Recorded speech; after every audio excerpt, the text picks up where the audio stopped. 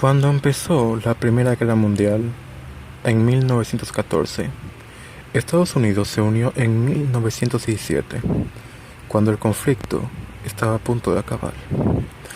En 1939 inició la Segunda Guerra Mundial y Estados Unidos tomó relevancia en 1941.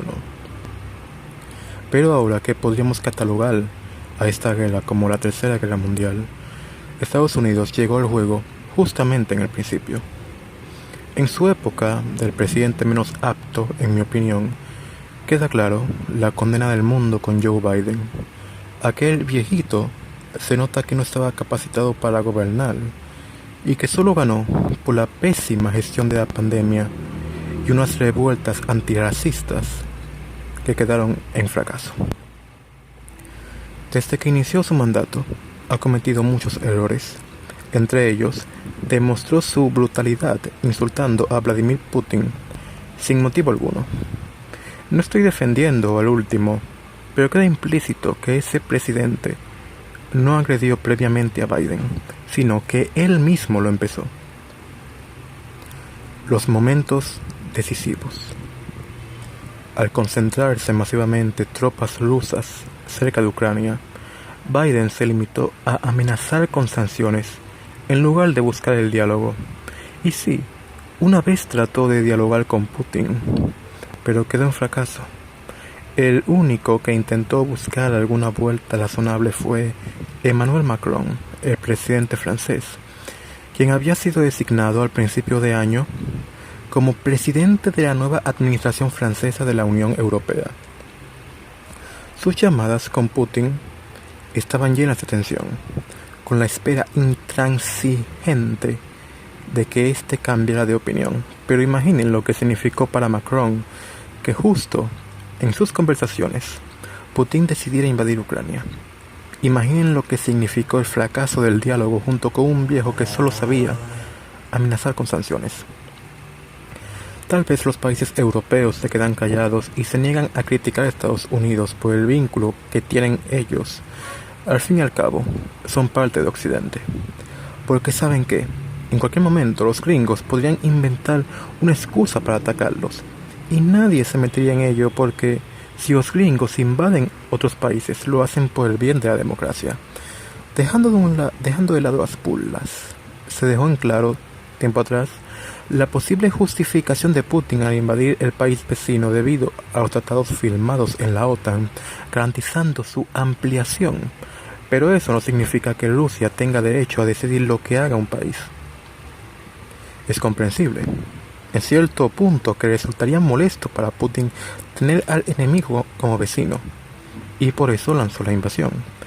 La Unión Europea y la OTAN resultan peligrosas para Rusia, pero no desde el punto de vista militar, sino desde el punto de vista político, porque a estas comunidades pueden ofrecer una alternativa de vida a los rusos, y eso irrita a Putin, porque, en su perspectiva, considera que haría temblar los cimientos de su poder dictatorial.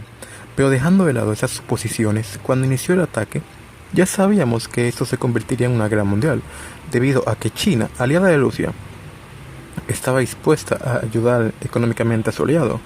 Pero eso de entrar en combate pues no cuela para los chinos.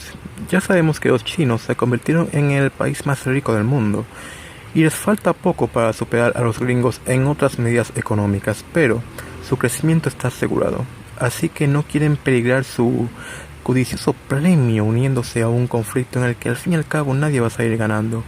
Por la parte de Alemania, hay cierta hipocresía que es digna del fanatismo exacerbado de Europa con los derechos humanos. No digo que está mal, pero estamos hablando de los mismos políticos que dejaron entrar masivamente refugiados musulmanes y que, por cosas de la vida, muchos resultaron ser terroristas. El país más controvertido del continente dependía de Rusia para su mantenimiento con el gas ruso, pero al inicio del conflicto y sin ganas de decepcionar a sus amigos yanquis, Alemania decidió cancelar el Nord Stream 2 y quedarse sin aquel gas del que tanto resultaba dependiente, dejando sin posibilidad de cocinar a muchos de sus habitantes. Decidieron irse a Qatar en busca de un gas más caro, pero la hipocresía se materializó a su punto más álgido, que los mismos alemanes criticaron a Qatar por sus derechos humanos y los tacharon de imperfectos, como si los mismos alemanes lo fueran, olvidándose en el proceso que su antiguo socio comercial tampoco era amable con los derechos humanos y que este país árabe es peor en esa materia. Sin importar el comercio con el gas ruso, uniendo otras exportaciones comerciales, Putin está arruinando la economía de su país y las vidas de millones de rusos, los cuales tienen que lidiar con el estigma de su nacionalidad. Lo mismo pasó con los alemanes después de la Segunda Guerra Mundial, y ese estigma tan característico de ellos, quienes son acusados de ser nazis, por las raíces del pasado mismo. Se suponía que China ayudaría a Rusia a mantener algo de su economía a flote, pero parece que no podrán hacer mucho debido a las sanciones y al evidente desinterés de los chinos respecto a la guerra. Zelensky, un héroe imperfecto. Esto va a resultar complicado, pero Zelensky es un hombre admirable por negarse a irse de Kiev y luchar con paciencia.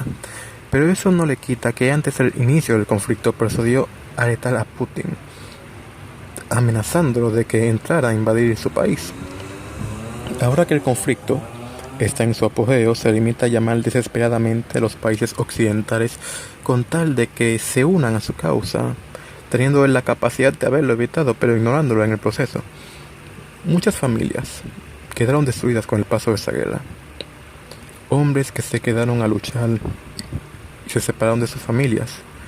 Madres que tienen que lidiar con sus hijos sin compañía y niños que tienen que caminar hacia otro país sin la compañía de un adulto. Los hombres de 18 a 60 años en Ucrania deben alistarse con tal de defender su patria, mientras que las mujeres y niños deben evacuar el país, generando un absurdo pero comprensible caos a la hora de salir. Sin embargo, algo de lo que no se habla es del racismo adyacente en la huida del país. Los medios occidentales se limitan a pintar a Ucrania como un país inocente, casi santo, con tal de generar esa propaganda que necesitamos para derrotar a Rusia. En Ucrania hay muchos inmigrantes procedentes de países que no conforman Europa, sino países que podríamos catalogar como humildes. Los mismos inmigrantes tienen dificultades a la hora de abandonar el país, debido al racismo de los guardias fronterizos, algo que afecta mucho la coherencia del país. Cambiando de tema, Zelensky se mantiene luchando, pero también usa a Occidente a su favor con tal de demonizar a los rusos. La guerra no tiene cara de acabar, y es posible que se alargue hasta el punto en que llegue la catástrofe, pero no se preocupen. Es probable que Putin no esté tan loco todavía de iniciar una guerra nuclear con tal de aniquilar a la humanidad.